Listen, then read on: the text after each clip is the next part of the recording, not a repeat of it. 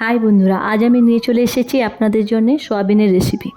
Soybean রান্না করতে গেলে কি কি উপকরণ লাগবে দেখে নেবেন, ফলো করবেন আমি কিভাবে রান্না করছি।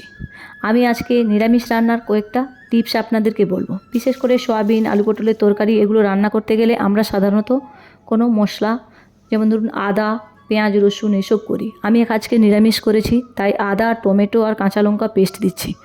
আপনারা এই পেস্টগুলো যখন ফোড়ন দেওয়ার পরে, গোটা ফোড়ন দেওয়ার পরে যখন আপনারা এই পেস্টগুলো দেবেন, পেস্টগুলো থেকে যাতে তেল কাটে এটা খেয়াল রাখবেন। তেল কাটার আগে কখনও সবজি দেবেন না। তেলটা কেটে যাওয়ার পরে দেখে নেবেন, দেখে নিন বন্ধুরা কত সুন্দর তেল কেটেছে। তেলটা কেটে যাওয়ার পরে সবজি দেবেন। সবজিগুলোকে ভালোভাবে কষাবেন। এই সবজি কষানো কিন্তু আমাদের তরকারিতে টেস্ট এনে দেয়। তারপর ফুটিয়ে নেওয়ার পরে বন্ধুরা, তরকারি নামানোর 1-2 মিনিট আগে আপনারা চিনি দেবেন। চিনি দেওয়ার পরে একটু ফুটিয়ে নিয়ে তরকারি নামিয়ে তবে আপনারা গরম মশলা আর ঘি দেবেন। নমস্কার।